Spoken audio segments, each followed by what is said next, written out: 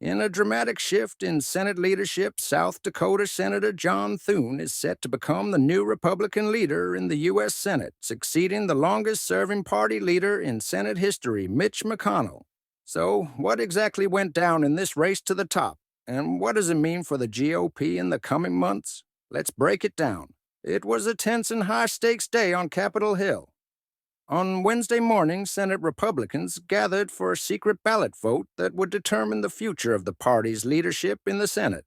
But no one expected the drama that would unfold. Mitch McConnell, the 81-year-old Senate Minority Leader from Kentucky, has held this position for nearly 2 decades. But in January, he'll be handing over the reins to someone new. Enter John Thune, Senator from South Dakota and now the newly elected GOP leader in the Senate. After a nail-biting vote, Thune emerged victorious, defeating fellow Senators Rick Scott of Florida and John Cornyn of Texas.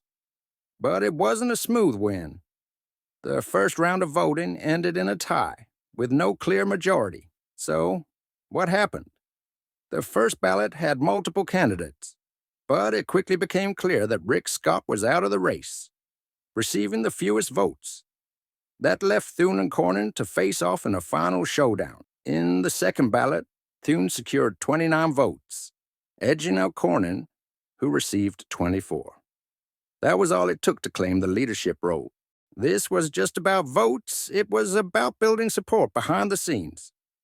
Thune's candidacy had strong backing from key Republicans, including Senators Mike Rounds and Kevin Cramer, as well as NRSC Chairman Steve Daines, who worked behind the scenes to rally support.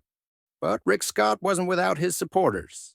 He had a vocal group, including Senators Ted Cruz, Rand Paul, and Marco Rubio, backing his bid for leadership.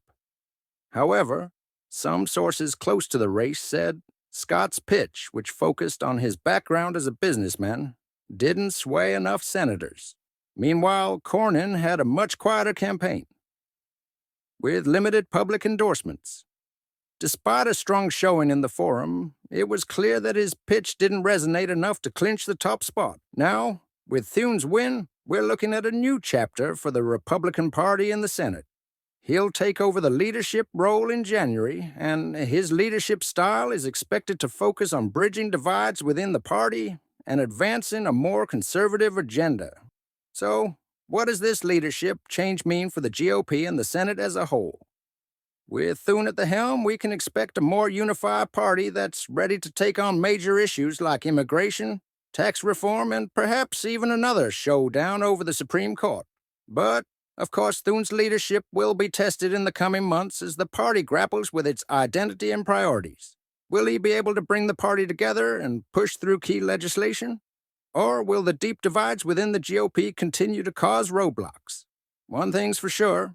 January marks the beginning of a new era for Senate Republicans, and we'll be here to cover every step of the way. So don't forget to hit that subscribe button to stay updated on all things politics. Until next time.